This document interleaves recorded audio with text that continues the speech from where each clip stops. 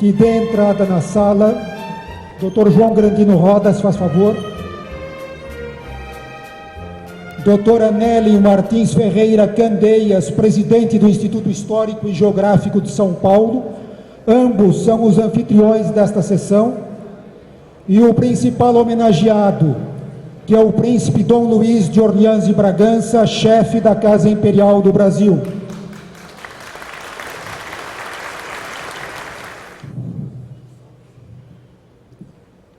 O doutor João Grandino Rodas, diretor desta faculdade, fez questão absoluta de que o príncipe Dom Luís ocupe a mesma cadeira que no passado ocupou o seu antecessor, o imperador Dom Pedro II, que muitas vezes esteve nesta casa e sempre que vinha a São Paulo gostava de vir aqui para interrogar os alunos e também os lentes.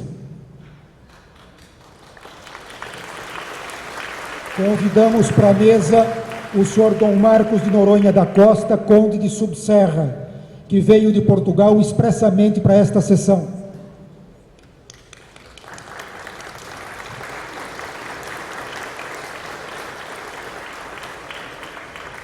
O professor Dr. Daniel Serrão, da Universidade do Porto, da Academia de Ciências de Portugal, de Lisboa, e da Pontifícia Academia de Ciências do Vaticano.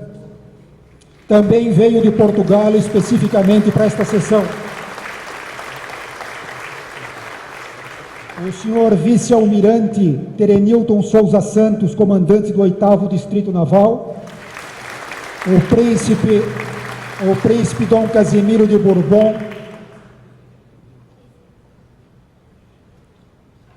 Dom Casimiro deve chegar em alguns instantes. Vamos dar início à sessão na impossibilidade de nominar todos os que estão aqui presentes, muitas pessoas ilustres, muitas autoridades. Nós pedimos que considerem estas cadeiras como extensão da mesa. Nós vamos dar início, de acordo com os nossos costumes, cantando o hino nacional brasileiro e tocando o hino nacional português. Eu gostaria de lembrar às senhoras e aos senhores presentes que, de acordo com o protocolo brasileiro, não é costume, não é correto se aplaudir o hino no fim, como às vezes se faz. Sendo o hino nacional um símbolo da pátria, ele está acima do julgamento dos cidadãos dessa pátria, de maneira que não cabem aplausos no fim. Por favor, a banda da Polícia Militar vai executar ambos os hinos.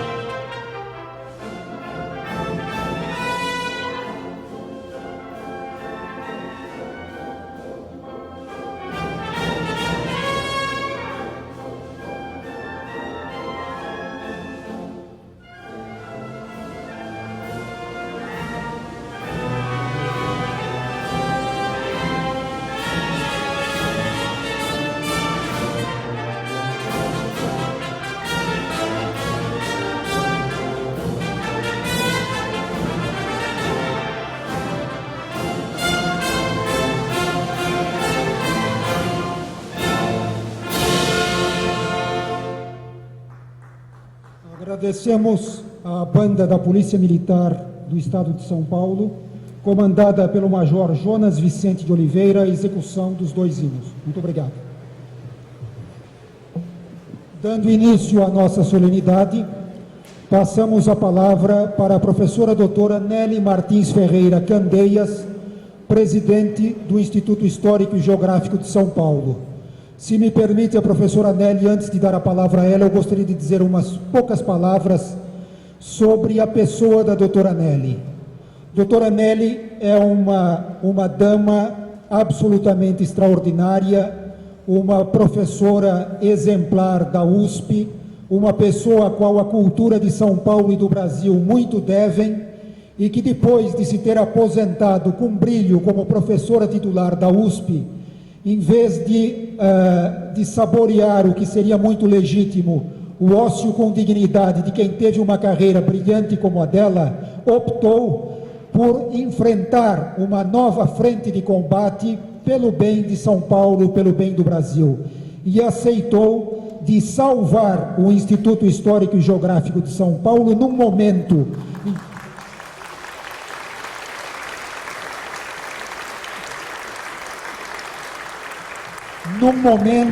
em que sua sobrevivência estava gravemente ameaçada. Eu acompanhei esses anos todos essa luta da doutora Nelly para salvar o Instituto, uma luta que foi recompensada pelo sucesso, foi premiada, e eu considero isso um prêmio, pelas incompreensões, pelas invejas, pela mediocridade, e agora, reeleita mais uma vez para o seu 3º mandato, ela prossegue o seu trabalho. Eu peço uma salva de palmas para a doutora Nelly, que vai nos falar. Alteza Imperial e Real, Príncipe Dom Luiz, Professor Dr. João Grandino Rodas, diretor da Faculdade de Direito, cuja hospitalidade o Instituto agradece. Dr. Dom Marcos de Noronha da Costa, Conde de Subserra. Professor Dr. Daniel Serrão, Vice-Almirante Terenilton Souza Santos e acadêmico Hernani Donato, que é presidente de honra do Instituto Histórico e Geográfico de São Paulo. Meus senhores, minhas senhoras, é uma honra receber Sua Alteza Imperial Dom Luiz de Orleans e Bragança, chefe da Casa Imperial Brasileira, sucessor dinástico de Dom Pedro II, no momento em que se comemoram os 200 anos da vinda da família real para o Brasil. Os contatos entre a família imperial e o Instituto Histórico e Geográfico de São Paulo antecedem o dia de hoje. No passado, o Instituto recebeu a princesa Dona Maria Pia e sua filha, avó e tia de Dom Luiz. Em 1956, o príncipe imperial Dom Pedro Henrique de Orleans e Bragança, pai de Sua Alteza e então chefe da Casa Imperial do Brasil, tornou-se membro honorário do Instituto. Em nossas atas, faz-se referência à belíssima exposição de aquarelas de sua autoria.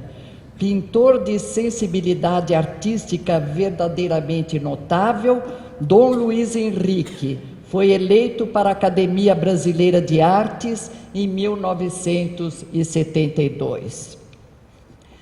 Em setembro de 2002, recebemos Suas Altezas Imperiais, Dom Luiz de Orleans e Bragança, chefe da Casa Imperial, e Dom Bertrand de Orleans e Bragança, por ocasião da comemoração dos 180 anos da independência do Brasil.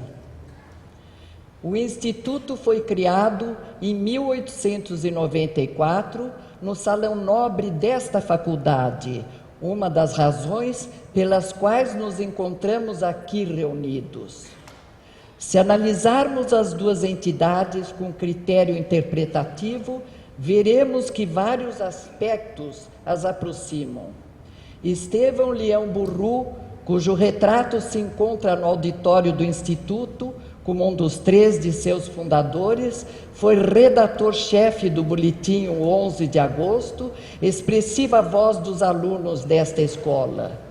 Desde 1894, a família Burru participa intensamente das atividades da nossa entidade para benefício de todos. José Carlos de Macedo Soares, presidente do Centro Acadêmico 11 de Agosto, foi um dos fundadores do Instituto Histórico e Geográfico de São Paulo, e entre os grandes nomes que marcam esta faculdade, encontram-se os de Rui Barbosa e de Prudente de Moraes, ambos presidentes honorários da nossa entidade. Não apenas os nomes e a atuação das pessoas nos unem, mas também a proximidade geográfica.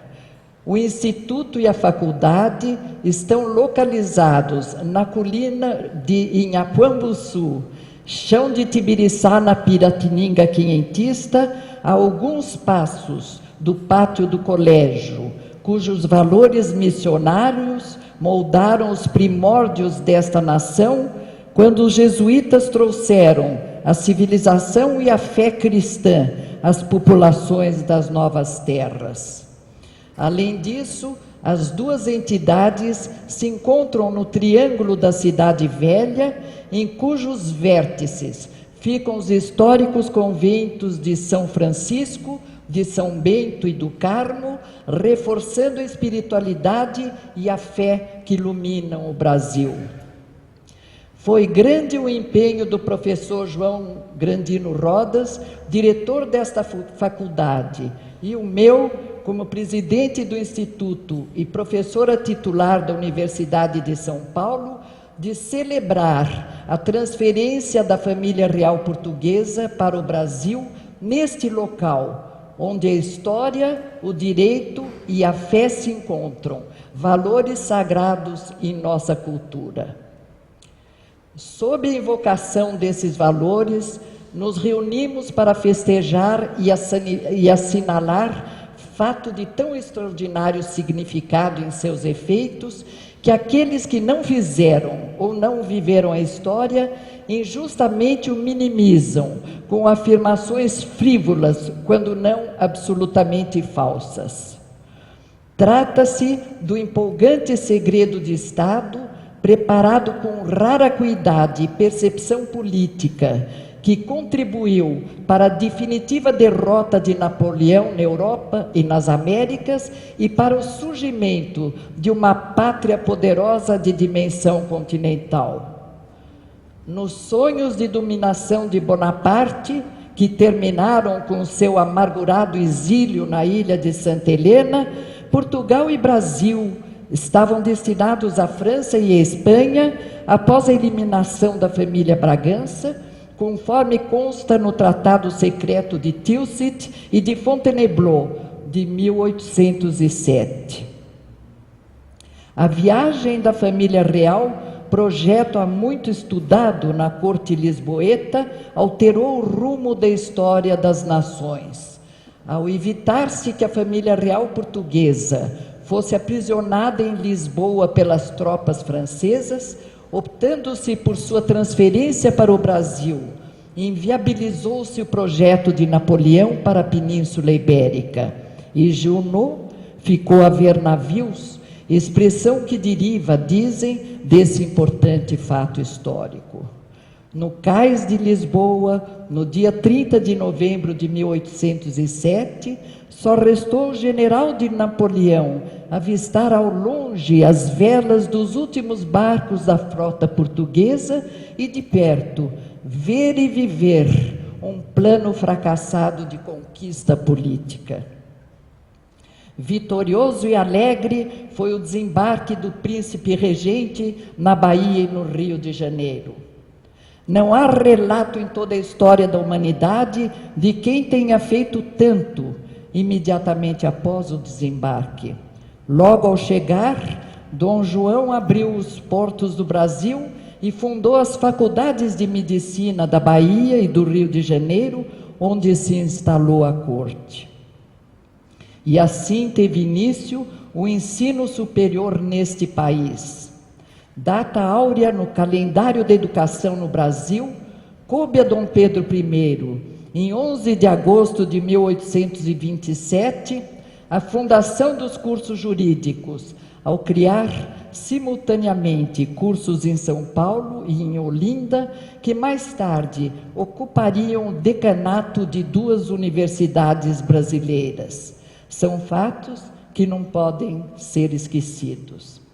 A Universidade de São Paulo foi criada no dia 25 de janeiro de 1934, pelo governador Armando de Sales Oliveira, também ele membro do Instituto Histórico e Geográfico de São Paulo. Para a própria faculdade que nos hospeda, este é um momento de histórica e grata recordação. É também um retorno às suas origens, receber hoje um descendente do seu fundador, Dom Pedro I, o príncipe Dom Luís de Orleans e Bragança, chefe da Casa Imperial do Brasil, cujo irmão, o príncipe Dom Bertrand de Orleans e Bragança, é antigo aluno desta escola. No século passado, nossa entidade homenageou as figuras de Dom Pedro I, Dona Leopoldina e Dom Pedro II, instituindo medalhas com as efígies de 3 grandes personagens da família real. Hoje outorga pela primeira vez o colar dos 200 anos da vinda da família real, cujo medalhão contém a esfera armilar no anverso como base da condecoração. Símbolo dos descobrimentos de quem atravessou a solidão do mar, olhando as estrelas no alvorecer do mundo. Evoca a tenacidade dos portugueses, seu poder de conquista, o pioneirismo marítimo que levou Gil Yanes, Diogo Cão, Pedro Álvares Cabral, Vasco da Gama, Bartolomeu Dias, Fernão de Magalhães e seus homens a dilatar as terras e os mares, indo muito além da Taprobana. Eram os fortes ainda mais fortes. Instrumento de astronomia usado nas grandes navegações, a esfera armilar é modelo reduzido da esfera celeste. Símbolo pessoal de Dom Manuel I, representava a expansão marítima dos portugueses aos longos do século XV e XVI, tendo sido incorporada por Dom João VI à bandeira do Reino Unido, de Portugal e do Brasil. Por feliz coincidência de concepção, o brasão do Instituto Histórico Geográfico de São Paulo e o brasão da Universidade de São Paulo, este criado por Vasti Rodrigues, membro do nosso instituto, também contém a esfera armilar, a mesma que se encontra nas armas de Dom João VI e de seus descendentes no Brasil. Mística sublime de um símbolo que perdura no brasão da Casa Imperial do Brasil, o colar do bicentenário representa homenagem àqueles que trouxeram o ensino superior para o Brasil, entre numerosas realizações, sobre os quais outros falarão a seguir, e certamente com mais conhecimentos.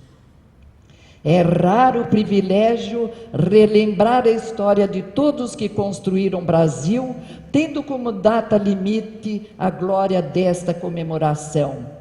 Os navegadores, os missionários, os índios, os negros, início da nossa miscigenação, os mamelucos, as heróicas famílias, as mulheres que deram origem ao povoamento de Serra Acima e de Sertão Adentro, os bandeirantes ampliando o território, o Tratado de Madrid, que ao tempo de Dom João V, por competência diplomática, revogou o Tratado de Tordesilhas, anulando o meridiano que dividia o Brasil entre Portugal e Espanha, e assim delineando a atual configuração do nosso território.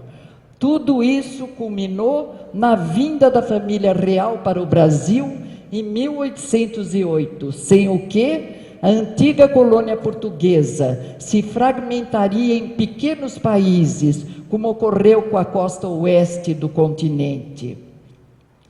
Dom João VI construiu a identidade do Brasil e garantiu a unidade da nação, tornando-a para sempre uma herança do heróico povo luso, sabiamente orientado por aqueles reis que foram dilatando a fé e o império, como registrou Camões no seu imortal poema.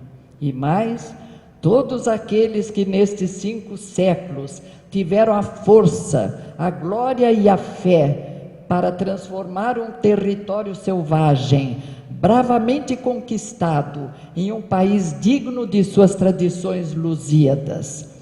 A obra portuguesa de descobrimento e de colonização fez-se com todos esses elementos, os de inteligência e os de ação, os de aventura e os de rotina, os de ciência e os de arte, os capazes de viver. Historiadores e geógrafos que dedicaram suas vidas à memória da nação, professores que defenderam os valores que nos mantêm unidos, são exemplos de inteligência, de conhecimento científico, de bondade e de esclarecida visão, unidos hoje pelo místico símbolo da esfera armilar que perdura na família imperial do Brasil, na Universidade de São Paulo e no Instituto Histórico e Geográfico de São Paulo. Que o símbolo desta união nos permita alcançar sempre e na mesma direção as coordenadas da esfera superior. Os brasileiros enfrentam uma campanha maliciosamente articulada contra os valores, os símbolos e a glória da sua pátria, a qual atinge os jovens até mesmo em seus livros escolares.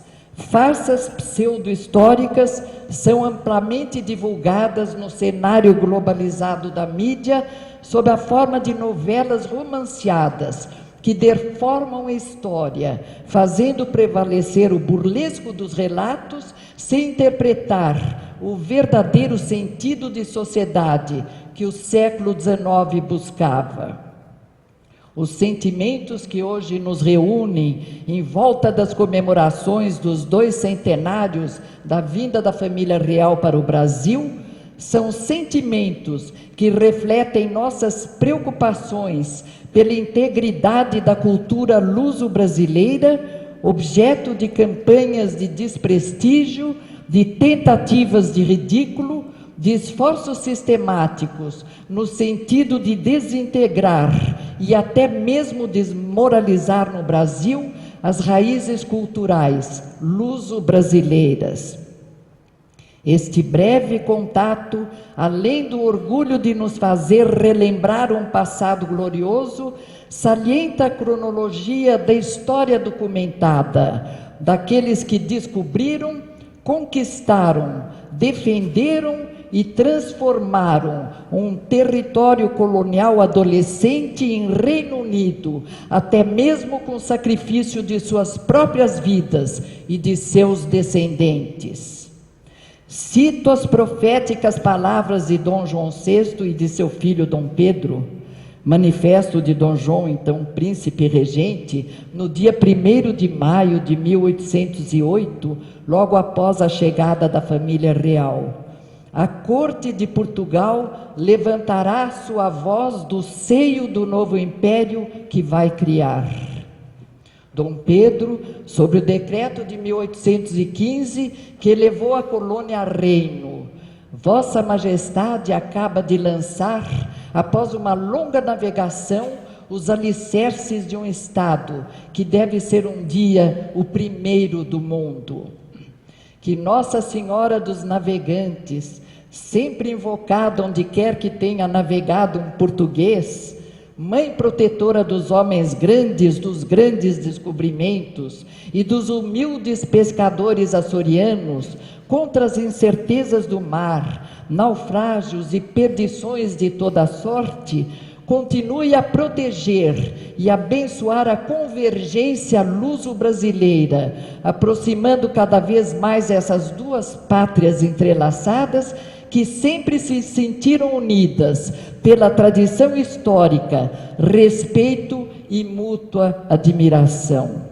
Sobretudo, que a transmigração da família real, uma espécie de novo descobrimento do Brasil, seja conhecida, divulgada e estimada na verdade dos seus documentos e, principalmente, no significado de sua profundidade histórica. Por isso estamos aqui reunidos. Termino com as palavras de Fernando Pessoa.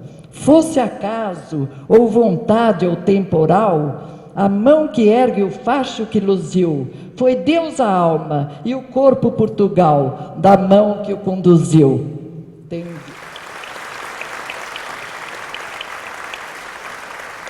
Fará agora uso da palavra o Dr. João Grandino Rodas, diretor da Faculdade de Direito da Universidade de São Paulo. Alteza Imperial e Real, Dom Luiz de Orleans e Bragança, chefe da Casa Imperial Brasileira e presidente desta sessão.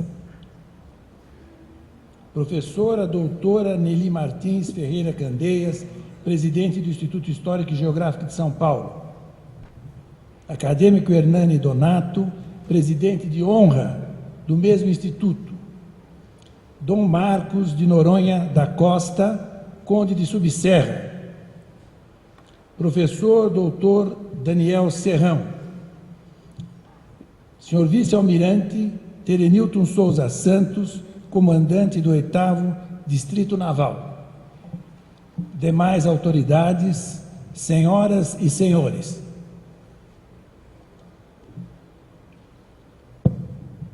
Não é necessário dar as boas-vindas nem ao príncipe Dom Luís, nem a qualquer um dos presentes, porque esta casa realmente é uma casa de todos nós, que fundada foi e entretecida durante muito tempo, justamente pela Casa de Bragança. Entretanto, nunca é demais, e não por mero protocolo, eu gostaria, nesse momento, em primeiro lugar, em nome da magnífica reitora da Universidade de São Paulo, professora Sueli Vilela, que me pediu expressamente que recebesse não só a Vossa Alteza, como todos os demais, nesta cerimônia histórica e simbólica de grande importância. Mas faço também o recebimento de Vossa Alteza e de todos os que aqui estão, em nome da Faculdade de Direito, dos professores, alguns dos quais aqui presentes, e também não poderia deixar de fazê-lo, porque tenho certeza de que essa é a vontade, em nome Leonardo Gomes, que é o presidente em exercício do Centro Acadêmico 11 de Agosto, e do nosso doutor Madia de Souza, presidente dos antigos alunos. Portanto, sintam-se todos recebidos pela comunidade amplamente considerada da Faculdade de Direito como instituição, nos seus umbrais dos 181 anos, como também pelas instituições antigas e tradicionais do Centro Acadêmico 11 de Agosto, que congrega todos os alunos dessa escola, e da Associação dos Antigos Alunos. Todos sabemos que a vinda de Dom João VI se inscreve na proto-história desta faculdade. Sem a vinda de Dom João VI, certamente não teriam sido estabelecidas as escolas de Direito de São Paulo e de Olinda, porque, como todos sabem, há toda uma sucessão de acontecimentos que acabam desembocando não só no Império Brasileiro, como na necessidade de criação de quadros para assessorar justamente esse império, e aí é que se inscreve certamente as duas faculdades de Direito, da qual a nossa acaba sendo alma mater. Por outro lado, se não fosse a vinda de Dom João VI, certamente não teríamos aqui, nesse mesmo lugar, que é um lugar tradicional e histórico de São Paulo, e talvez por isso mesmo Dom Pedro I escolha de fazer essa escola seguindo, por assim dizer, uma tradição ainda mais antiga do que 1827, pois data de 1645, que era o convento de São Francisco. E se não fosse a vinda de Dom João VI, certamente não teríamos, nesse mesmo local, já histórico como dizia, a vinda relativamente frequente para participar do dia a dia da escola e dos seus exames orais de Dom Pedro II. E é por essa razão que nesta sala está justamente a efígie de Dom Pedro II, enquanto que o óleo de Dom Pedro I está justamente na sala contígua, que é a sala da congregação, onde se reúne a mais alta autoridade desta escola, a congregação da Faculdade de Direito. Portanto, verificamos essa presença que é importante, e não é uma presença só antiga, é uma presença mesmo moderna, pois, como lembrou a professora Nelly Candeias, em 1963 se formou nesta escola Dom Bertrand, irmão de Sua Alteza, e que, justamente por isso, a turma de 63 tem o nome de Turma do Príncipe. É claro que nós aqui estamos para rememorar o passado, não como saudosismo, mas porque o passado ou a história é que ilumina o presente. E daí a importância incrível que tem o Instituto Histórico Geográfico de São Paulo, que tem ligações também muito grandes com esta escola, e obviamente, tendo com a história, não poderia de maneira nenhuma se afastar da história luso-brasileira e de fatos que são históricos incontestes e que precisam, obviamente, estar a todo momento fazendo como que um grande facho para que o futuro do Brasil possa ser sempre melhor. Assim sendo, nada mais propício nesse momento e nada mais agradável para quem representa institucionalmente a Faculdade de Direito neste momento, poder aqui estar com todos os senhores, sob a presidência de Sua Alteza Dom Luís de Orleans e Bragança, numa sessão que certamente será memorável e que fará evocar em todos nós justamente a necessidade de ação. O Brasil está a precisar hoje justamente daquela ação que Dom João VI soube fazer quando aqui chegou, e do nada acabou criando o império.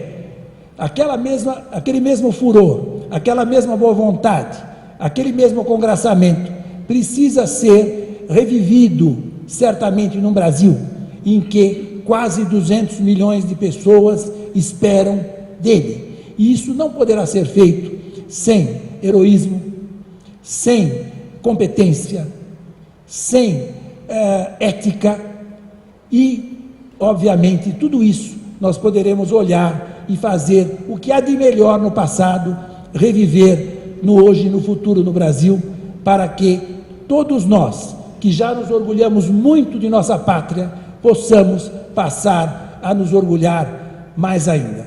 Bem-vindo, príncipe, chefe da Casa Imperial Brasileira. É com grande satisfação que a faculdade o recebe aqui, lugar que mais do que nosso é seu. Obrigado.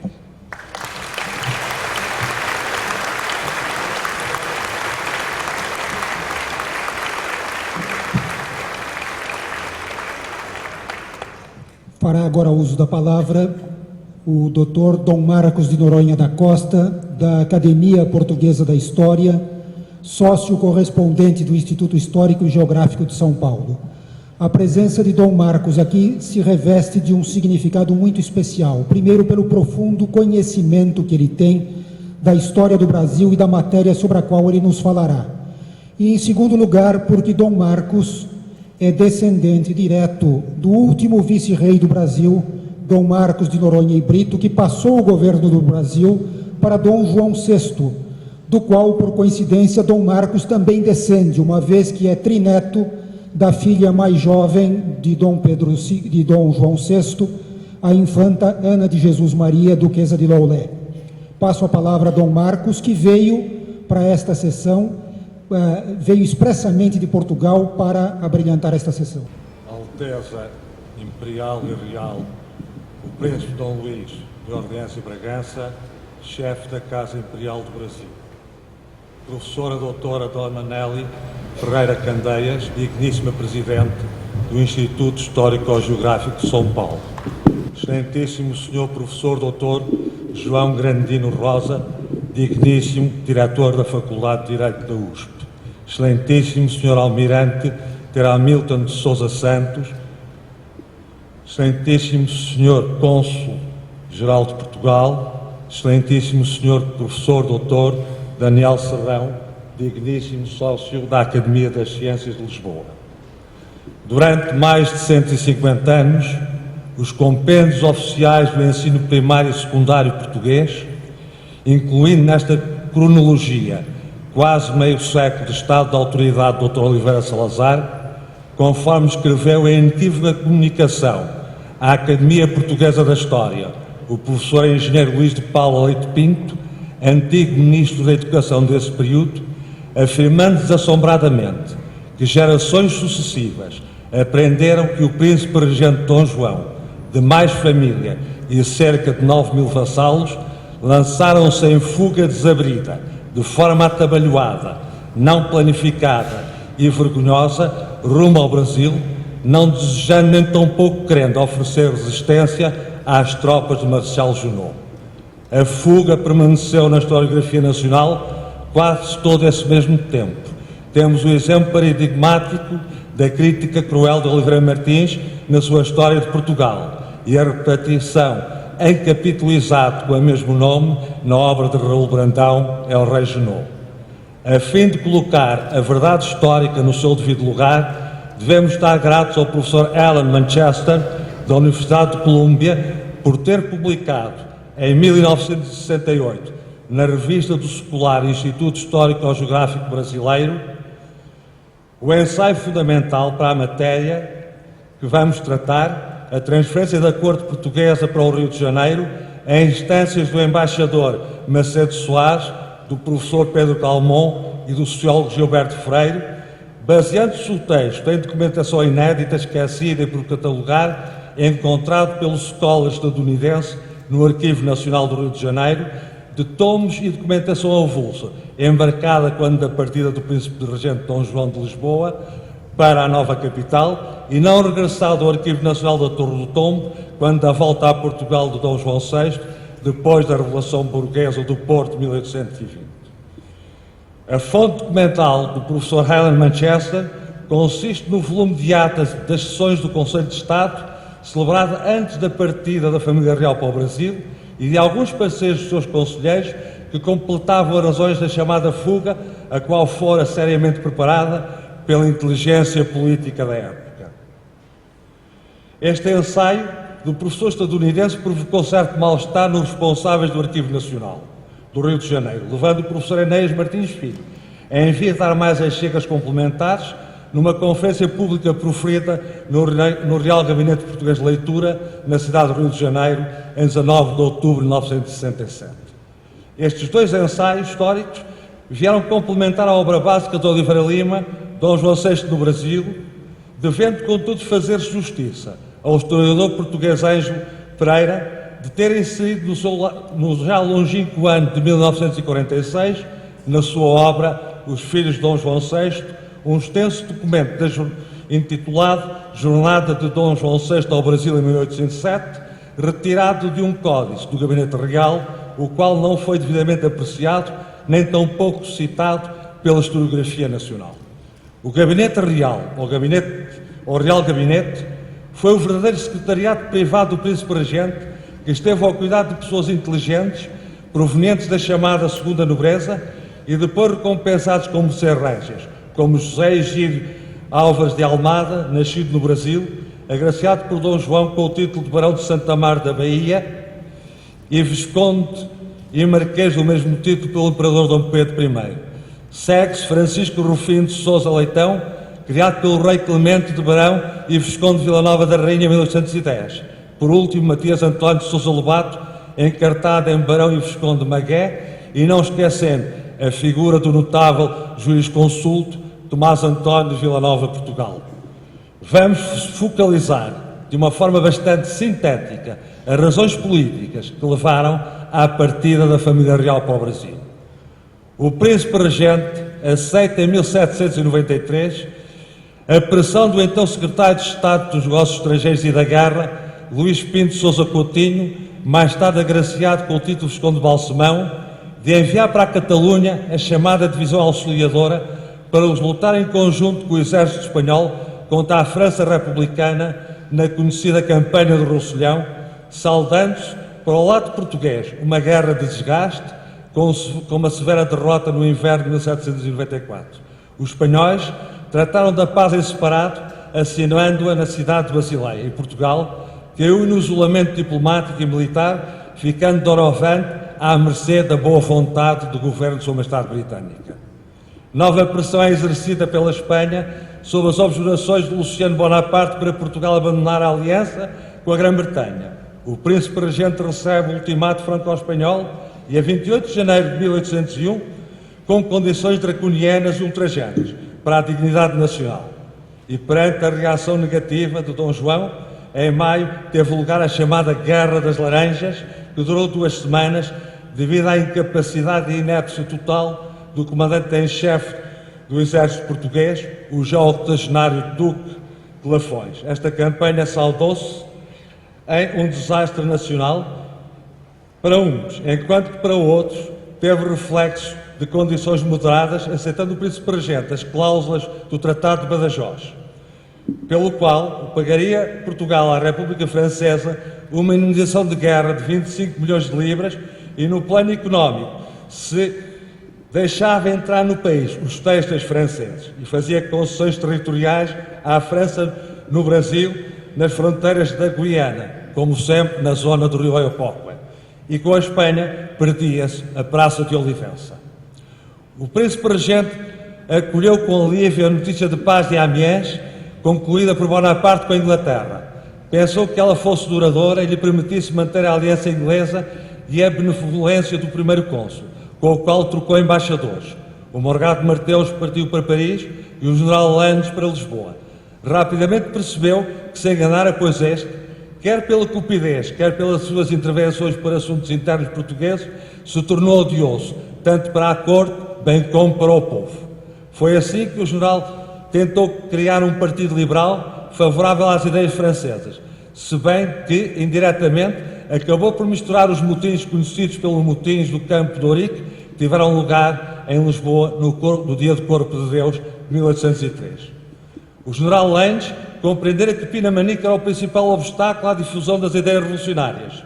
Decidiu, portanto, desembaraçar-se dele, tanto mais que este o perturbava nas suas rapinas, exigindo, em nome da imunidade, não estar submetido à alfândega. O embaixador tinha-se com efeito especializado no roubo de objetos de arte e no contrabando.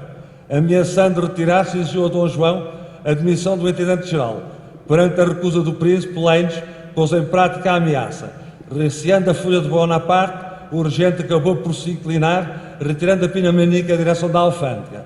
O embaixador não pôde então dar livre curso aos seus roubos. Deu, por exemplo, ordem para retirar do Museu Real da Ajuda todos os animais importados do Brasil, a fim de remetê-los para Paris. Quando a paz da Amiens se rompeu, Bonaparte exigiu o fecho efetivo dos portos portugueses à Grã-Bretanha e o pagamento de 16 milhões de francos, sob pena da invasão do reino. O príncipe regente não teve outro remédio senão inclinar-se e lançar-se nos braços da França em abril de 1804. Quando Pinto de Balsemão morreu, a nomeação do novo ministro dos Negócios Estrangeiros ia no mesmo sentido.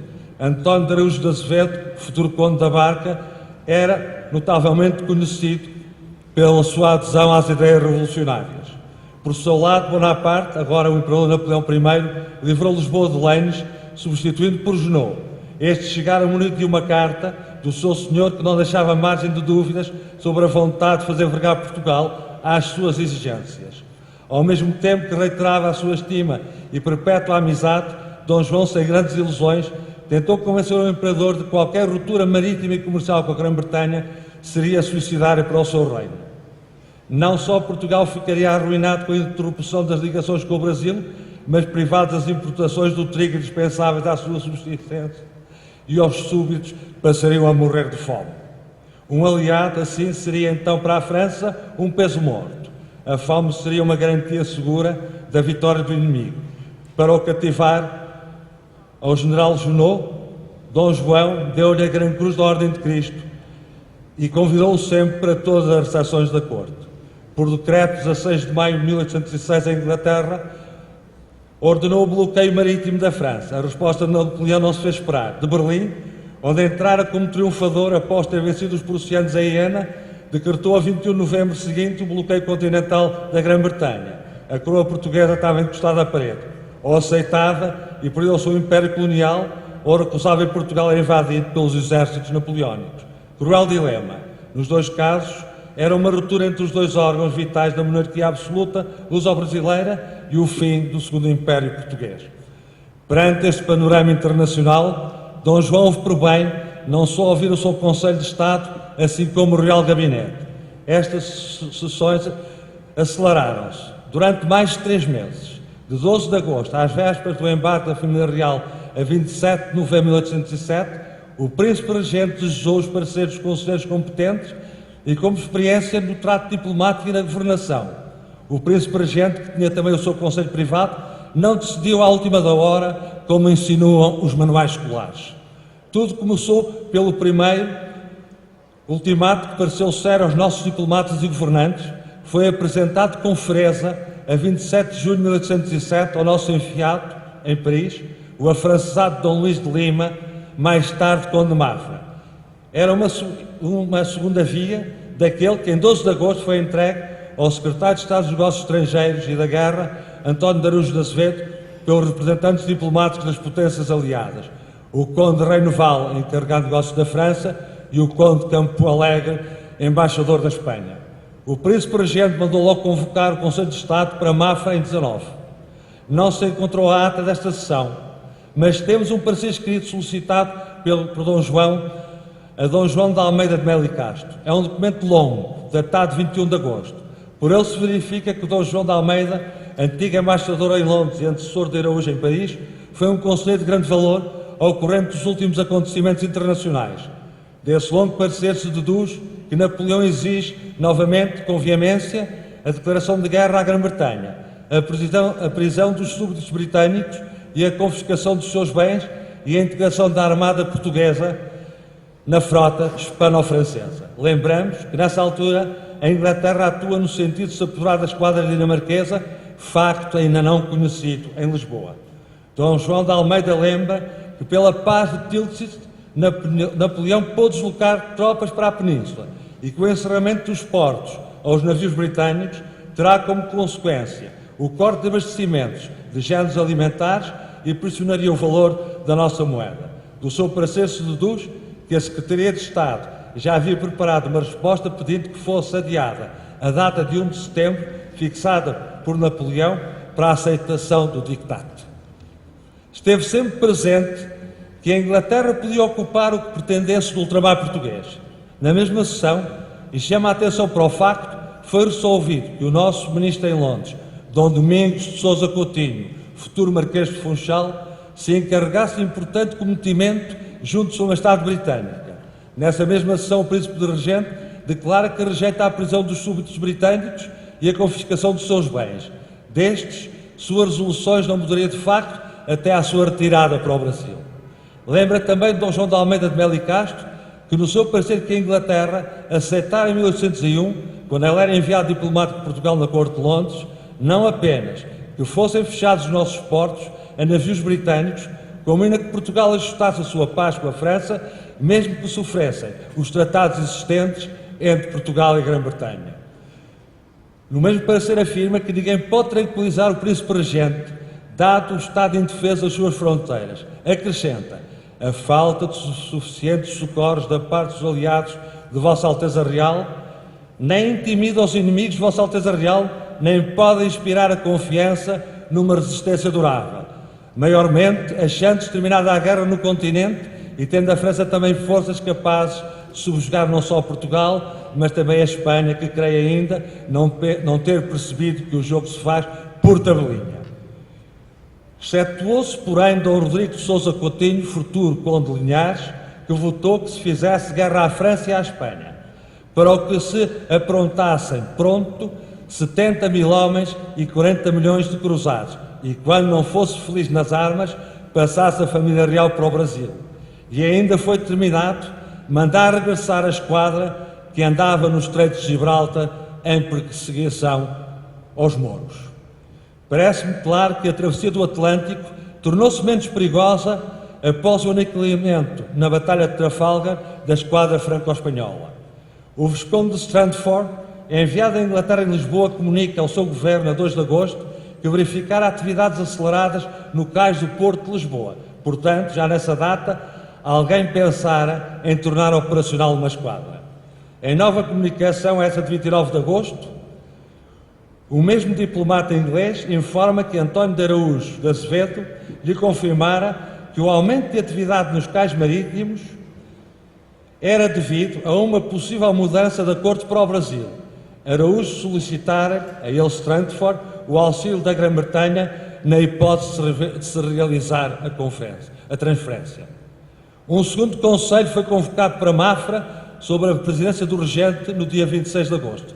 Só então se foi aprovado o texto da resposta ao ultimato franco-espanhol, tendo de seguida surgido a proposta de enviar para o Brasil o Príncipe da Beira, com o título de condestável e com tropa, acompanhado de 2 das senhoras infantas e de 2 generais, indo residir para São Paulo, levando um regimento de infantaria para lhe fazer as guardas.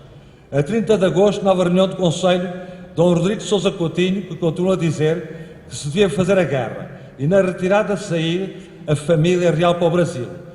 Resolveu-se, por consequência, que se preparasse a esquadra com 4 naus para transportar o Príncipe da Beira e as que demais ficassem, ficariam na defesa do Porto de Lisboa. Desde esse dia, o Visconde da Nadia, secretário de Estado da Marinha e Domínios Ultramarinos, foi todos os dias ao Arsenal de Marinha assistir à preparação da esquadra, tendo o erário disponibilizado 240 contos a mais e mais 100 contos de reis mensais. O Príncipe Regente convocou nova sessão do Conselho de Estado em 2 de setembro, no mesmo Palácio de Mafra.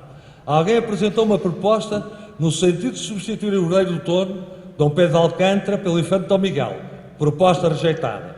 Votou-se que a chegada ao Brasil de um príncipe de sangue não deveria alterar a governação da grande colónia e deliberou-se acelerar a preparação da esquadra. A 8 de setembro, o secretário de Estado dos Negócios Estrangeiros apresenta ao soberano uma proposta sob o título a atribuir ao herdeiro do trono no Brasil, não se alterando ao mesmo tempo o método do governo existente na colónia. Propõe o título militar de condestável. Como previsão do caso, serão cortadas as comunicações entre a metrópole e os domínios.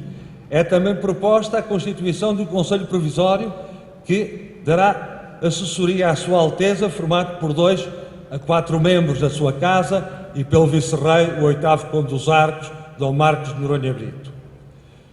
A uma semana de expirar o prazo para o início do bloqueio continental, a 22 de setembro foi novamente convocada outra sessão do Conselho de Estado.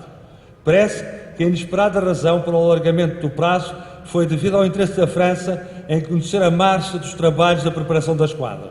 Pelo menos foi esta a informação dada para Londres, a 25 de setembro, pelo enviado inglês Lord Strangford. Na reunião do Conselho foram lidos 2 documentos que tiveram qualquer esperança de uma resolução pacífica ou conciliatória. Uma carta de Napoleão e uma nota do encarregado de negócios da França, o Sr. Raineval, eram bem expressivos. Napoleão voltava a todas as suas exigências, insistindo na declaração de guerra à Grã-Bretanha. Julgo destacar uma curta, mas importante carta datada de 28 de setembro e firmada pelo secretário de Estado da Marinha e Domínios Ultramarinos, enviada ao Príncipe Regente. Reza assim: Senhor, as naus Afonso de Albuquerque, Dom João de Castro, a fragata Oranha e o brigo voador estão prontos e se podem fazer à vela à primeira ordem de Vossa Alteza Real. E agora mesmo vou examinar se lhes falta alguma coisa para ser logo tudo providenciado. Beije as mãos de Vossa Alteza Real, o mais obediente criado, obrigado e fiel vassalo, Visconde da Nadia. No dia 30 de setembro, o último do prazo prorrogado, entra-se num período angustioso. O embaixador de Espanha e o enviado especial da França pedem passaportes.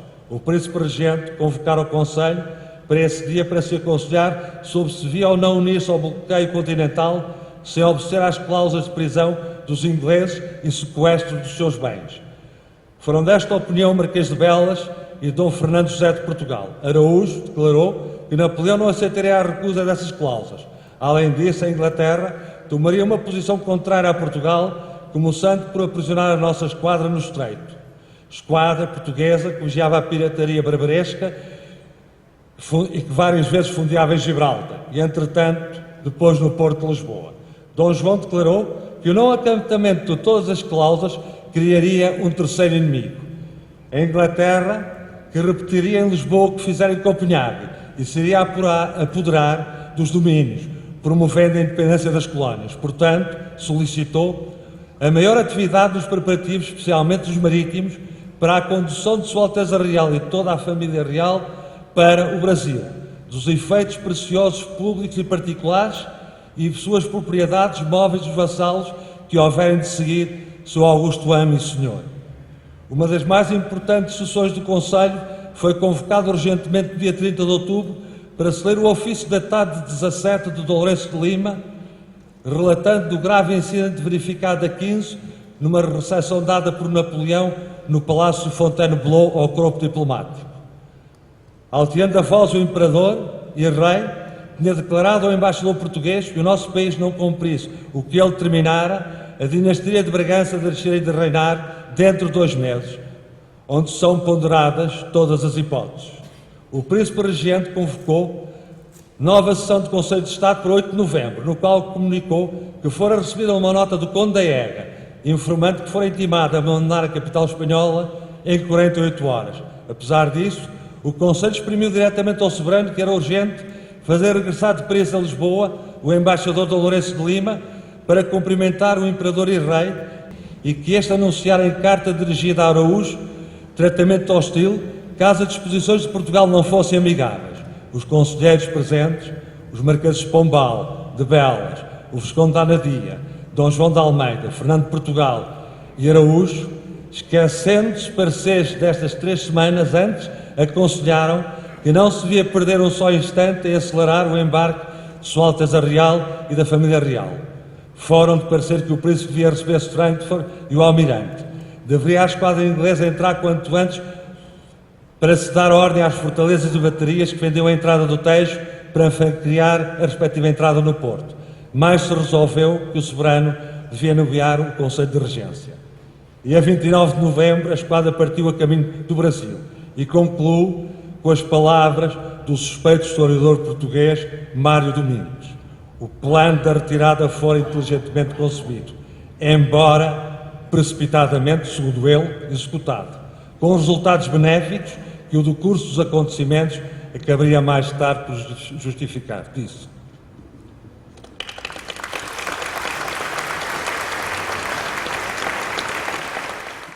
Eu passo a palavra ao professor Dr. Daniel Serrão, que é representante da Academia Portuguesa de Ciências, da Pontifícia Academia de Ciências do Vaticano e da Irmandade de Nossa Senhora da Lapa, do Porto. O Dr. Daniel Serrão é respeitado internacionalmente, é muito conhecido em toda a Europa pelo grande trabalho, pelo trabalho inteligente que vem fazendo em defesa da vida, contra o aborto, contra a eutanásia, contra outras formas de atentado contra a vida humana. E ele vai nos falar da Irmandade de Nossa Senhora da Lapa e da relíquia que é guardada naquela Irmandade, que é o coração de Dom Pedro I. E depois ele vai fazer entrega de um documento extraordinariamente importante que está nos trazendo de lá. Por favor. Alteza Imperial Real Dom Luís de Orleans e Bragança, professora doutora Nelly Martins Ferreira Candeias, professor doutor João Grandino Rodas,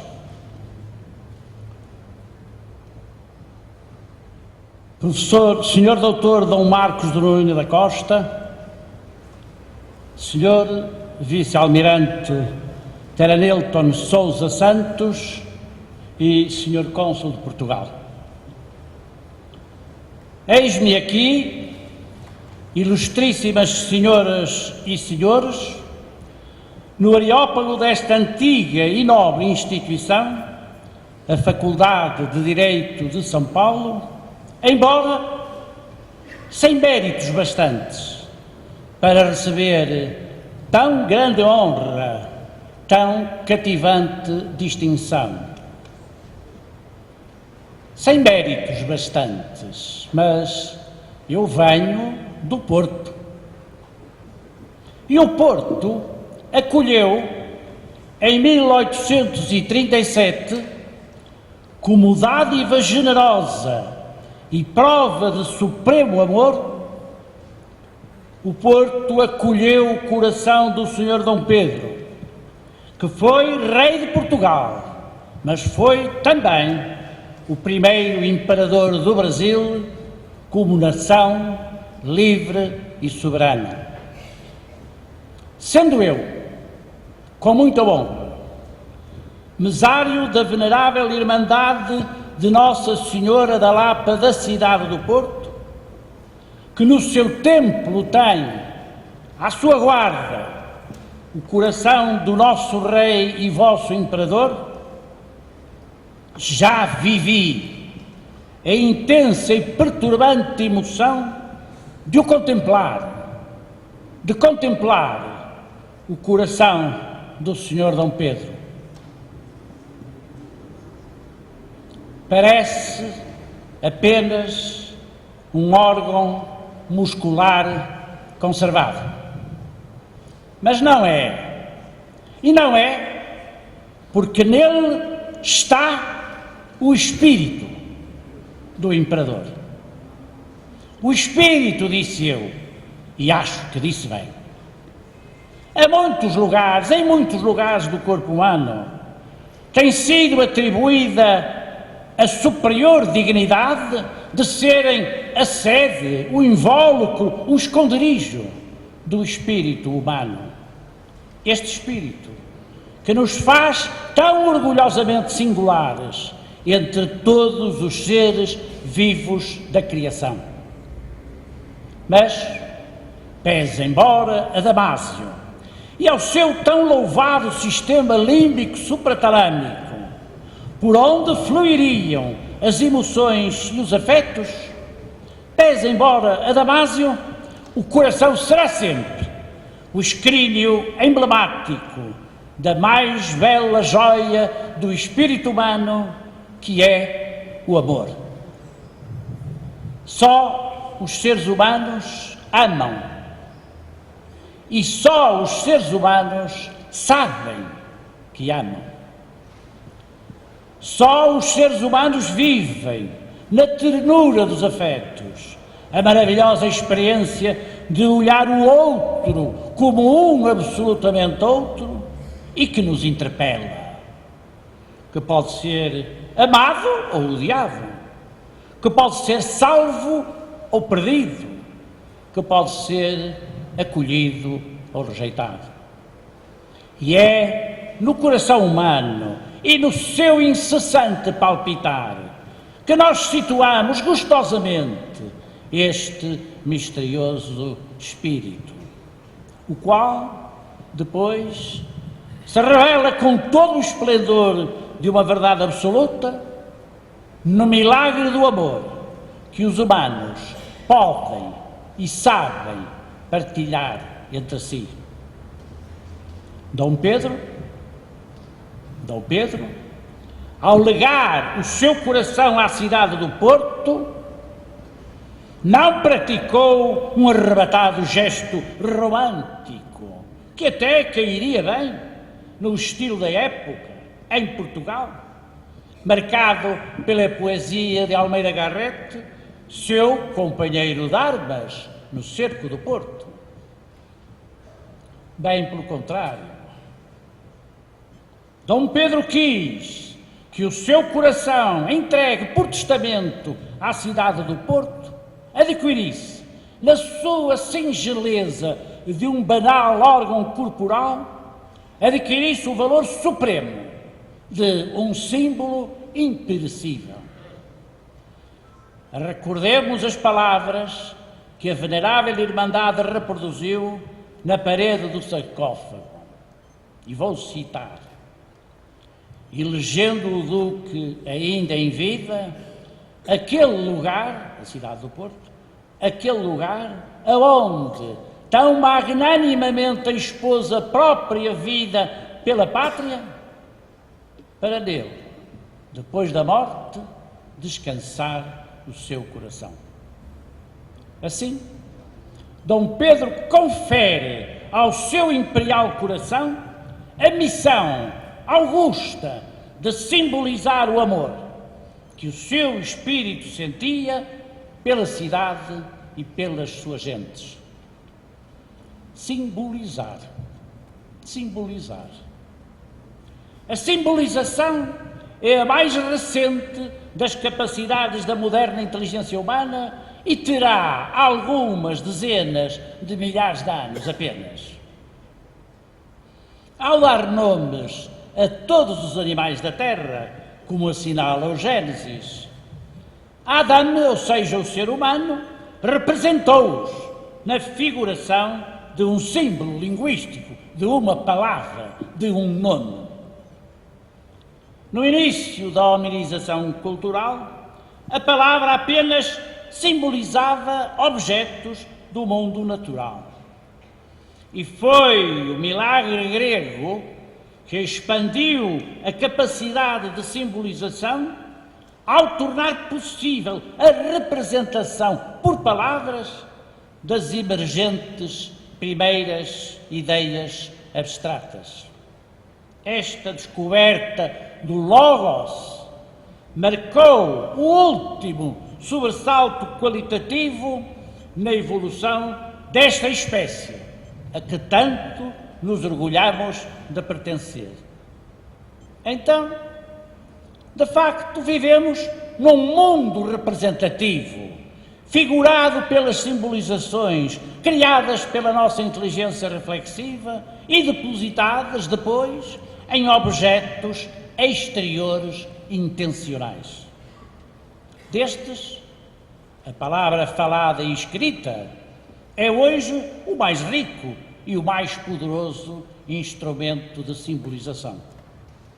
Nela e por ela nos realizamos na autenticidade de seres humanos culturais. Mas não é a palavra o único instrumento de simbolização. Dom Pedro, com o gesto de doar, transformou o seu coração num símbolo cultural, numa representação concreta de um amor abstrato. Com este ato, deu ao seu coração imperial morto uma vida imortal. Pelo Espírito. Pelo Espírito. Quando um dia o olhei,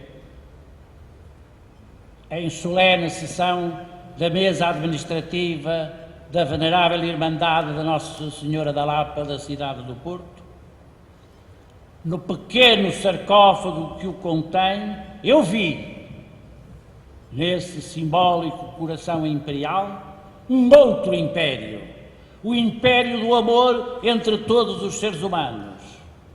Esse império que Vieira profetizou como o império do Espírito Santo. Quando o olhei, estremeci de júbilo e de respeito.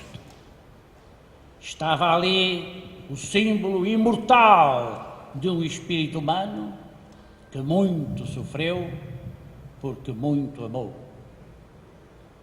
Pareceu-me assim justo e adequado que nesta soleníssima sessão, na qual o Instituto Histórico e Geográfico de São Paulo comemora os 200 anos da chegada ao Brasil do príncipe regente Dom João VI, pareceu-me justo que eu, como português e como portuense, viesse aqui agradecer o simbólico gesto de seu filho, o Sr. Dom Pedro, gesto que selou definitivamente o amor entre o Brasil e Portugal, em penhor do qual entregou o seu próprio coração, um simbólico coração imperial. Honra a Dom Pedro e honra ao amor indestrutível entre o Brasil e Portugal. Tenho dito.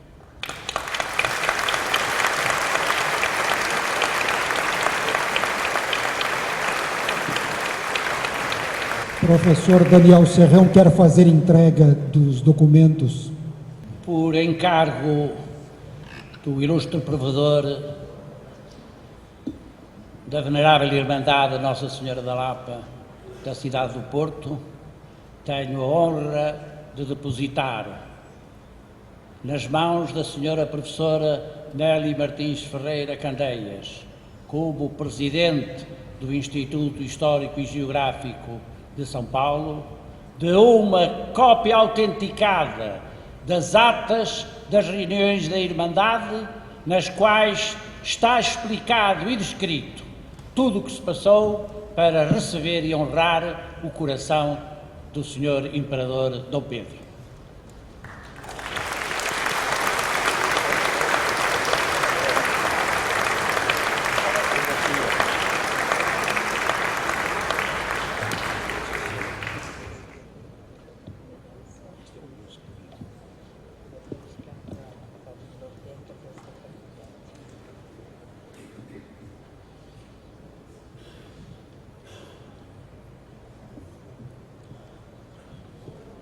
Passaremos agora a outra parte da nossa reunião.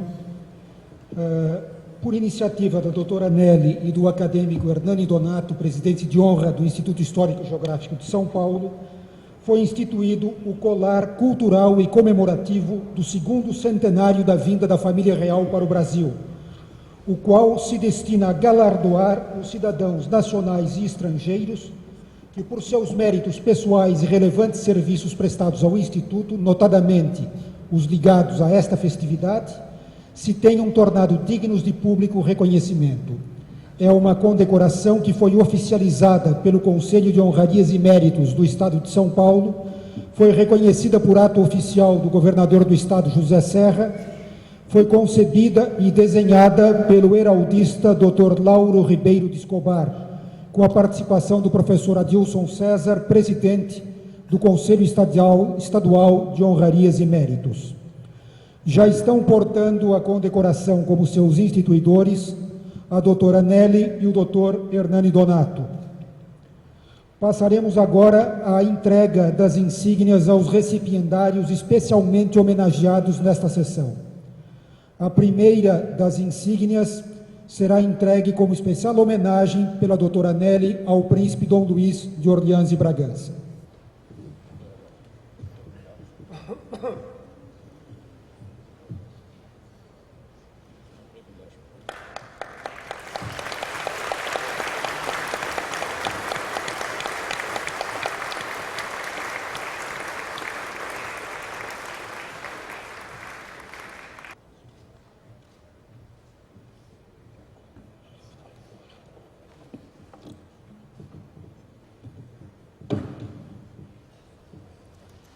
Receberá também a comenda a senhora Dona Maria Amélia de Arruda Botelho de Souza Aranha, que é artista plástica, é historiadora, é autora de numerosas obras históricas e é membro destacado do Instituto Histórico e Geográfico de São Paulo.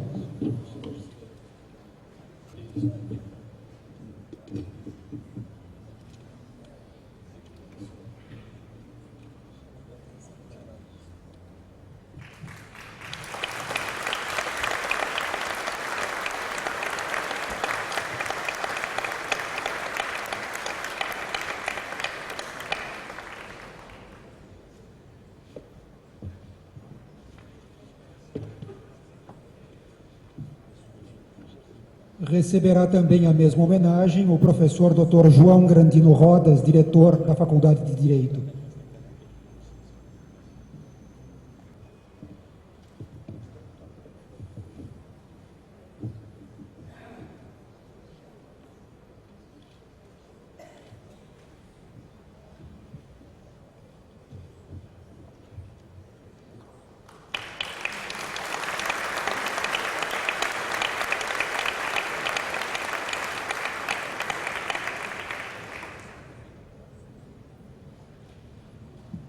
A seguir, o professor Dr. Daniel Serrão, cujas palavras ouvimos há pouco.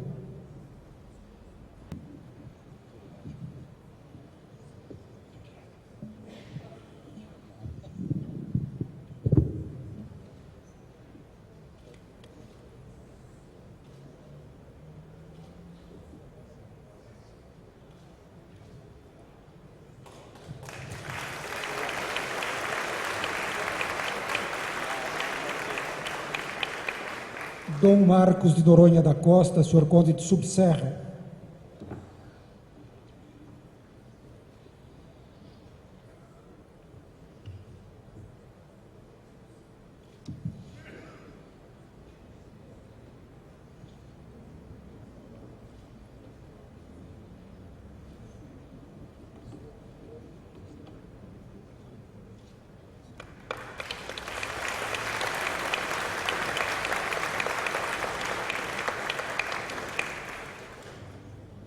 Dr. Eduardo Conde, constante amigo e colaborador do Instituto Histórico e Geográfico de São Paulo, é um amigo das horas difíceis, um amigo das horas incertas, aquelas horas em que realmente se conhecem os verdadeiros amigos.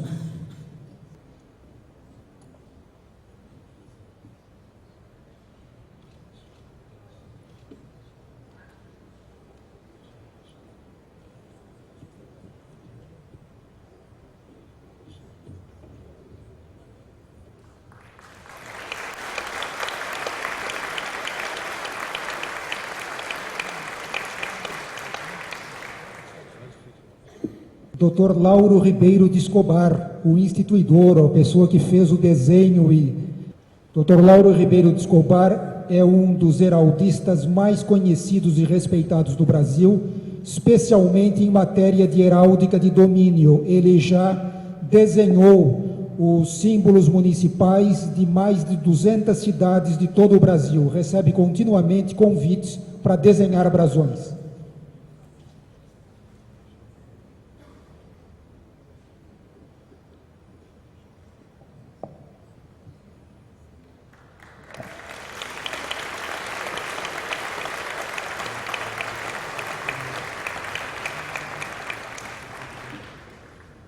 Receberão a mesma condecoração em próxima oportunidade o príncipe imperial Dom Bertrand de Orleans e Bragança, o Dr. Adilson César, que é o presidente do Conselho Estadual de Honrarias e Méritos, e o Dr. Kenneth Light, que é um autor de um livro muito importante sobre a vinda da família imperial, da família real para o Brasil, é o idealizador e o proprietário do belo quadro que figura no convite que todas as senhoras e os senhores receberam.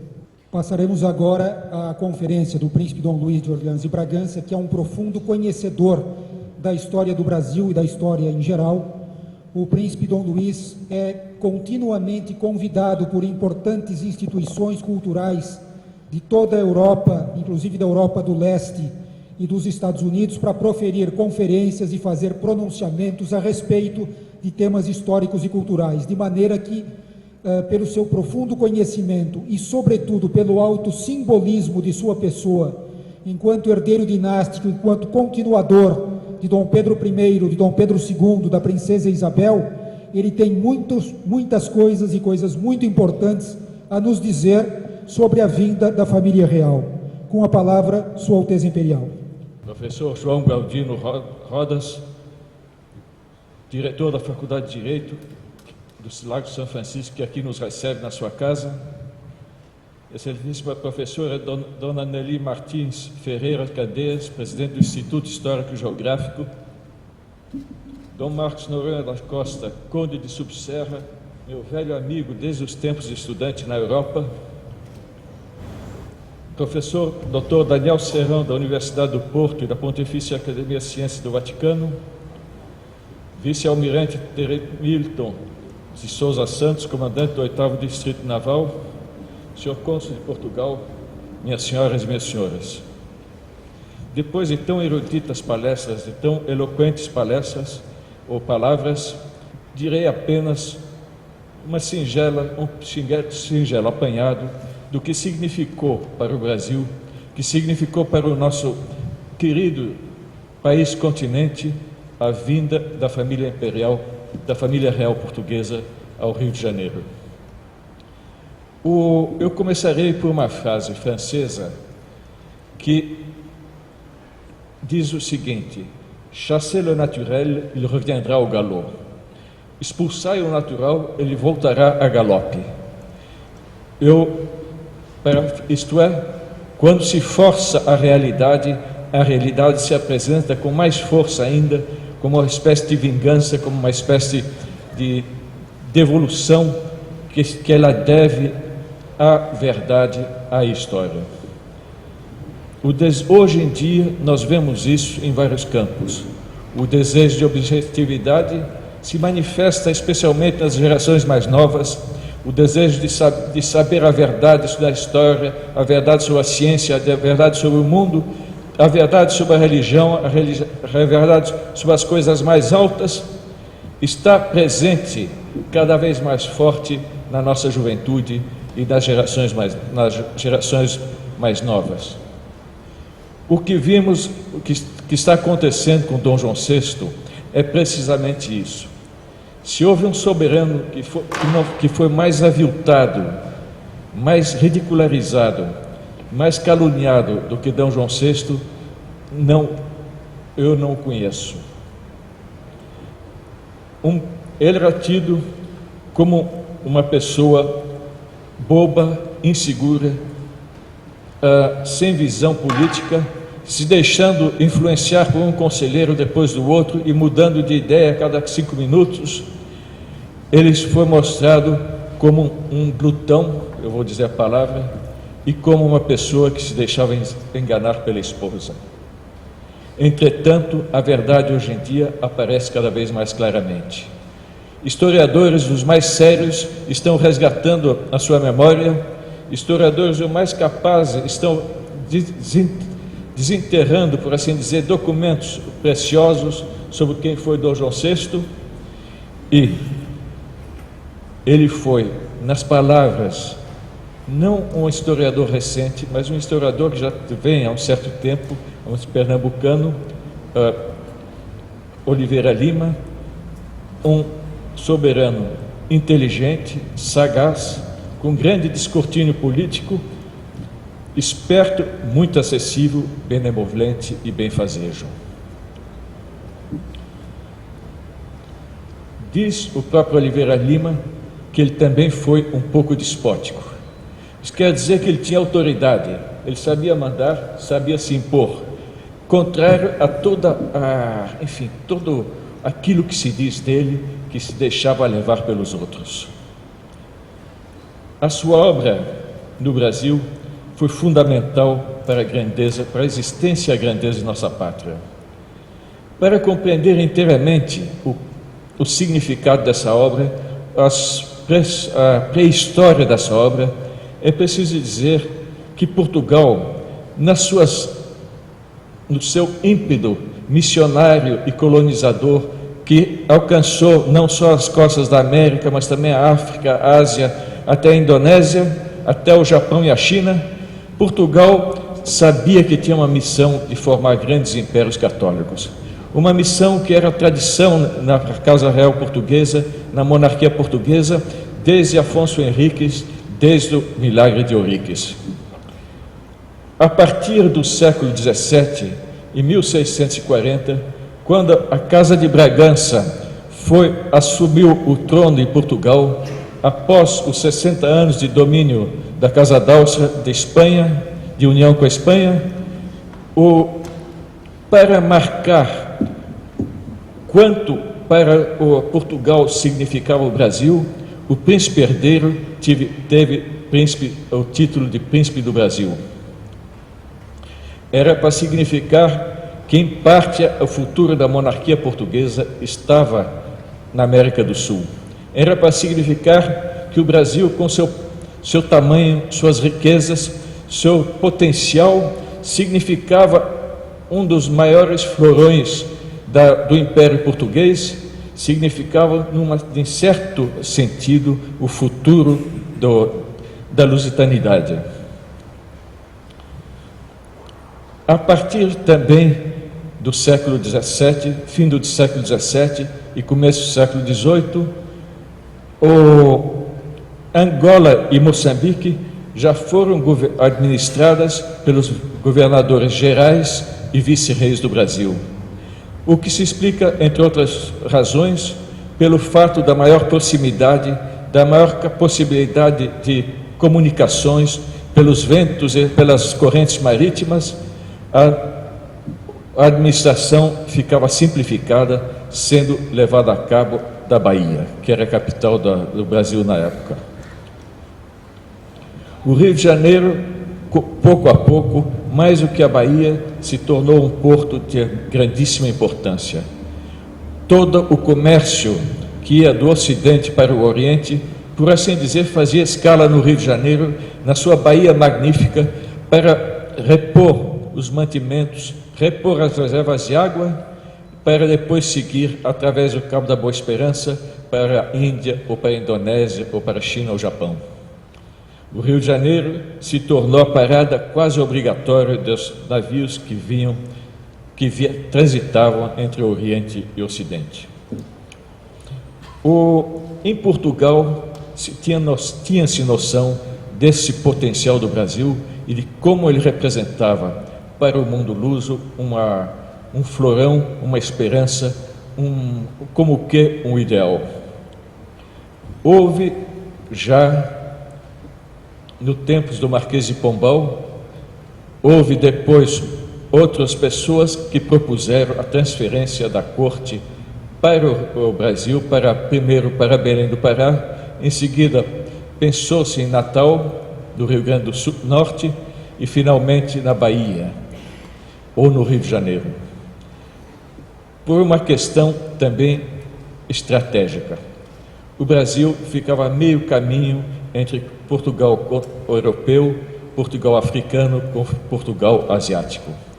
É preciso dizer que Portugal não teve colônias, ele teve províncias ultramarinas. O nosso Brasil, as leis municipais brasileiras eram idênticas às leis municipais do Porto, de Lisboa, de Bragança, de Braga, de Évora, seja de qualquer cidade portuguesa. A mesma legislação, os mesmos princípios, os mesmos costumes. Esse plano foi germinando pouco a pouco na mentalidade, na mente dos governantes portugueses, e a ameaça bonapartista, a ameaça daquele jacobino de botas que era Napoleão, que se titulava imperador dos franceses, essa ameaça levou a Dom João VI a pô-lo em prática. Entretanto, como foi tão bem apresentado por Dom Marcos Noronha da Costa, Conde de Subserra, Dom João VI tinha que ganhar tempo e tinha que, por assim dizer, aparentar uma hesitação entre as duas potências que se digladiavam, a Inglaterra e a França bonapartista. Tinha que ganhar tempo porque transferir todo um governo, toda uma corte, todos os documentos, o Tesouro Nacional, a Biblioteca Nacional, e não só isso, mas as pessoas mais gradas para transferir todo o governo para o Brasil, demandava tempo. E ele fingiu hesitar, foi chamado de mole, que não tinha personalidade, foi caluniado. Se algum dos portugueses quiser me corrigir, eu aceito de bom grado, mas inclusive em Portugal disseram que ele não sabia o que queria, mas de fato ele tinha esse plano, e no momento em que Napoleão formalizou a ameaça, em que as tropas da Revolução Francesa, que se chamava na época o Império Francês, mas que era a própria Revolução Jacobina, que as tropas de Junot se apresentaram nas colinas de Lisboa, eles viram a frota sair pela barra fora.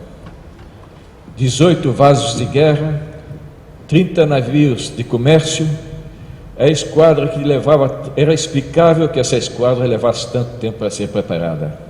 e era explicada a aparente hesitação de Dom João. Por pressão, para fingir que aceitava a pressão bonapartista, ele chegou a declarar a guerra à Inglaterra. Entretanto, mandou um emissário secreto para avisar que essa guerra não era para valer, era unicamente para Napoleão ver. Aliás, uma velha tradição portuguesa. Dom João I, quando começou a conquista do ultramar, com seus filhos da ínclita geração, Dom João I mandou uma embaixada oficial declarar a guerra à Holanda, que tinha capturado, por uma pirataria da época, alguns navios portugueses. Mas, ao mesmo tempo, também o embaixador secreto com um recado que não era para valer, que era unicamente um ardil. O resultado foi que Ceuta foi apanhada de surpresa, mas não só isso, a Holanda, apesar de tudo, ficou intranquila e devolveu os navios capturados. Quer dizer, um velho ardil português que Dom João VI repôs em prática. Vindo para cá, segundo também o historiador Oliveira Lima, Dom João veio com o plano de formar aqui um grande império tropical, um grande império onde o espírito lusitano se desenvolvesse plenamente nas vastidões desse país-continente, um grande império que fosse a glória de Portugal. Durante a viagem, ele deve ter meditado longamente nos seus planos, deve ter meditado longamente o que fazer, porque mal chegou na Bahia, a 22 de fevereiro de 1808, Dom João VI abriu os portos, criou uma companhia de navegação, uma companhia de seguro para navegação, aprovou a fundação da Escola de Medicina, os estatutos da primeira companhia de seguros, que eu já disse, a companhia de navegação, permitiu a construção de uma fábrica de vidro e de uma fábrica de pólvora. Ordenou abrir estradas para o interior e encomendou planos de fortificação de defesa da Bahia e ordenou a criação de 2 esquadrões de cavalaria e um de artilharia. Isso em pouco mais de um mês. Um homem inseguro que não sabe o que quer, não faz isso. É só um soberano que meditou longamente e sabia muito bem aquilo que ele devia fazer. Luiz da Cunha, em seu livro Da Independência à República, afirma: analisando mais intimamente essa administração surpreendente, vê-se que Dom João VI lançou todos os fundamentos essenciais do nosso destino. Pelos mais diversos pontos do país, irradiava a influência governamental com uma intensidade que nunca mais se desenvolveu em toda a nossa existência político-administrativa. Dom João também foi de grande valia para o aprimoramento cultural da sociedade do Rio de Janeiro e, portanto, de todo o Brasil. O historiador Laurentino Gomes, que em certos pontos, em certos pontos eu discordo, mas afirma que o tônus de vida aumentou muito no Rio de Janeiro, com a presença da família real. Um sintoma disso é que o comércio só vendia escravos e cavalos, passou a oferecer pianos, livros, tecidos de linho, lenços de seda, champanhe, água de colônia, leques, luvas, vasos de porcelana, quadros, pianos, relógio e uma infinidade de outras mercadorias importadas. Não podia ser de outra maneira. A ação da presença da corte só podia atrair para o Rio de Janeiro as mais abastadas famílias do país e estimulá-las no afã de melhorar seu modo de vida, mas com isso, por via de consequência, o tônus de vida de toda a população do Brasil teve uma substancial melhoria. Acresce a isso que Dom João atraiu para o Brasil numerosas missões artísticas e científicas da França e de outros países da Europa. Mais tarde, Dona Leopoldina traria outras, especialmente da Áustria e da Alemanha. O fato que quisesse que seu herdeiro se casasse com a arquiduquesa d'Áustria, mostra que ele achava que o soberano do Império Luso com capital no Rio tinha proporção para unir com a filha da mais alta casa reinante da cristandade e, portanto, do mundo. É preciso dizer que quem negociou esse casamento por ordem de Dom João VI foi o Marquês de Marialva, um português rico que empenhou toda a sua fortuna para prestigiar o seu rei, prestigiar a sua corte, prestigiar aquilo que ele representava. Ele distribuiu em Viena a mãos cheias, ouro, pedras preciosas. Quando foi o casamento por procuração, ele entrou na cidade oficialmente com um séquito colossal de carruagens, de cavalos de raça e quanta coisa. O casamento foi tão pomposo, tão rico, que até meados do século XX, eu ainda tive ecos disso quando era estudante na Europa, até meados do século XX, se dizia, quando havia um casamento que arromba em Viena, é o casamento brasileiro. Essa é a obra do representante de Dom João VI. Pouco depois de chegar ao Brasil, Dom João ordenou a ocupação da Guiana Francesa, em represália pela ocupação de Portugal, e também prevendo que Napoleão cairia mais cedo ou mais tarde e que deveria haver negociações para a reorganização da Europa. E ele queria ter uma moeda de troca. Ordenou também a ocupação da Banda Oriental e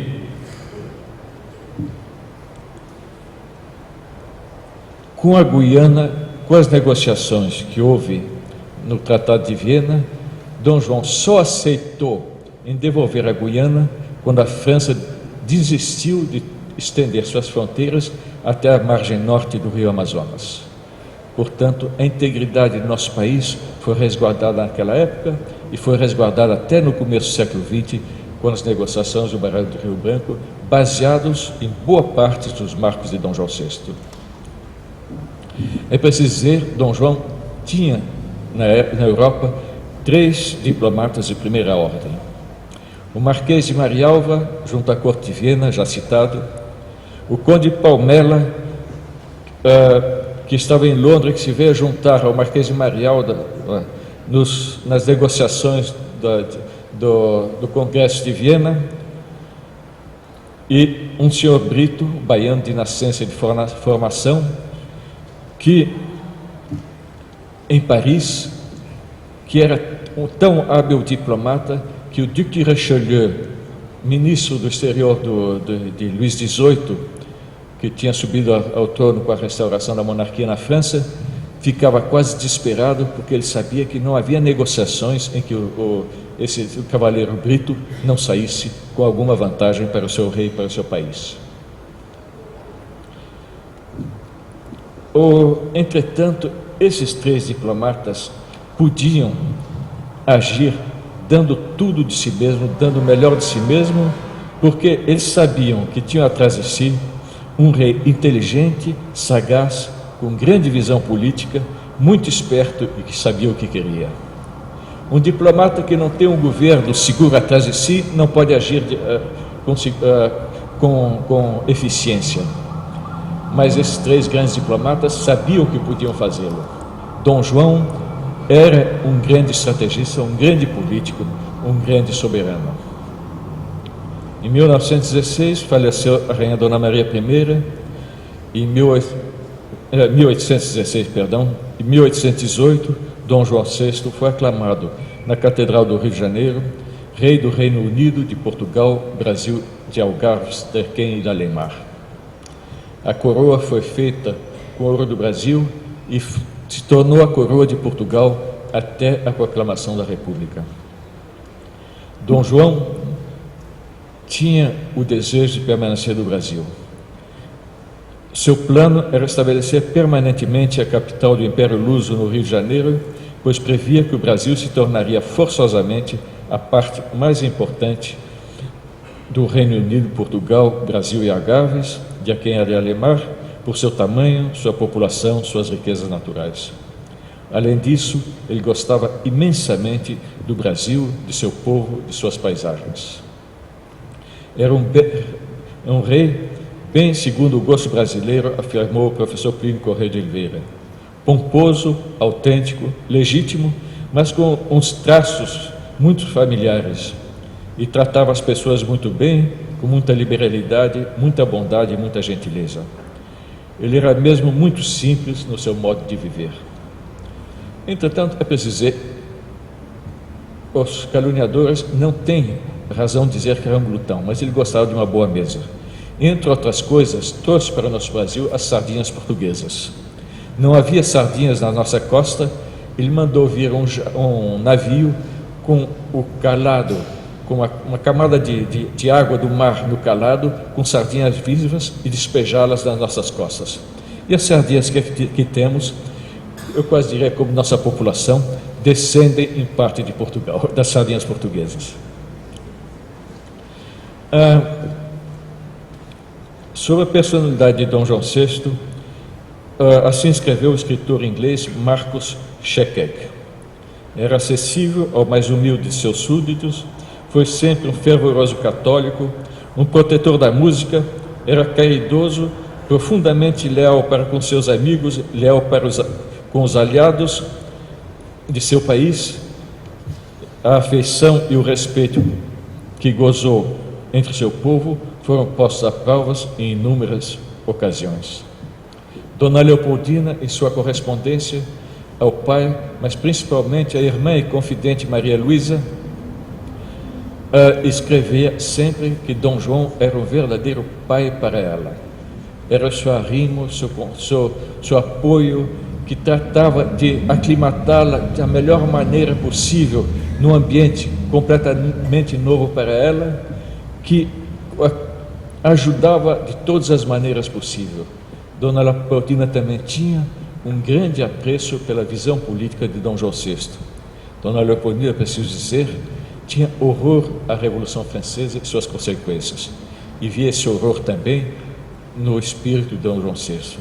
E isso ela relatava ao seu pai, o imperador Francisco I da Áustria. Dom João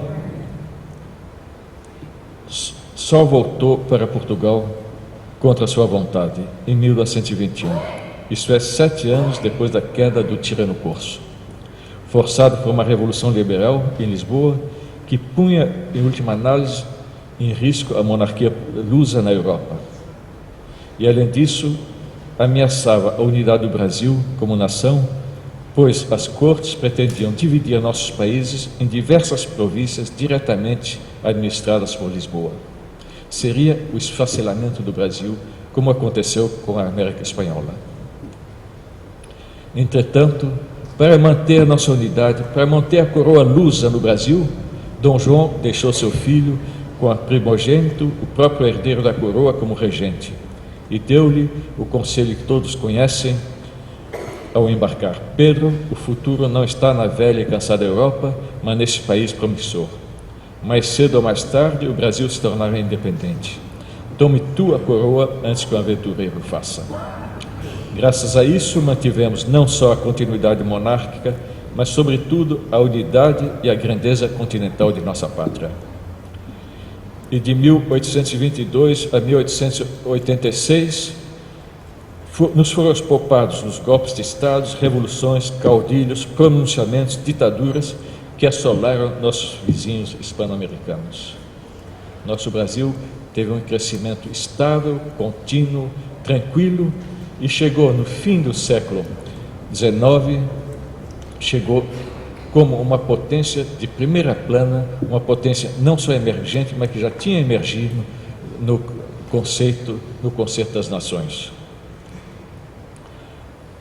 Nosso Brasil atravessa circunstâncias assaz penosas. Entretanto, é preciso confiar que a grande esperança que tinha sido posta por Deus na alma dos portugueses, a grande ideal que os portugueses transportaram para cá, e que se confundiu na mentalidade brasileira com a mentalidade dos aborígenes, com as mentalidades dos negros, e deu essa raça única que nós temos, que é uma mistura em grande parte do sangue português, mas também do sangue índio, do sangue africano, que é uma mistura que soma as qualidades das três raças, mas que também, com o correr dos tempos, somou as qualidades de inúmeras raças que para cá vieram, inúmeros povos que para cá vieram, italianos, espanhóis, franceses, alemães, poloneses, japoneses, sírio-libaneses e quantos outros, e aqui acolhidos nesse grande coração do Brasil, nessa grande vastidão do Brasil, onde há lugar para todo mundo, deu o nosso país. E esse país, eu tenho certeza, para ele reservada, passadas as tuas mazelas, um futuro grandioso, um futuro ímpar nas vias da civilização cristã. Peçamos a Deus Nosso Senhor, por intermédio de Nossa Senhora Aparecida, Rainha e Padroeira do Brasil, que passadas as atuais bazelas, a terra de Santa Cruz alcance nas vias da civilização todo o esplendor que lhe foi destinado pela divina providência, intuído por Pedro Vaz Caminho já na sua carta memorável de 1500, e pelos portugueses que afirmavam, segundo um historiador português que falava das conquistas de Portugal pelo mundo afora, ele dizia, falando do Brasil, no Brasil, Portugal se excedeu a si mesmo. Portugal continua gigantesco aqui no Brasil, como ele foi gigantesco de alma na Europa, como ele foi gigantesco no mundo inteiro. Peçamos que essa promessa da divina providência se realize logo para o bem de nossa pátria, para o bem do mundo, porque será uma potência benéfica, benévola e benevolente, como foi Dom João VI, para o bem do mundo e para a glória de Deus Nosso Senhor. Tenho dito.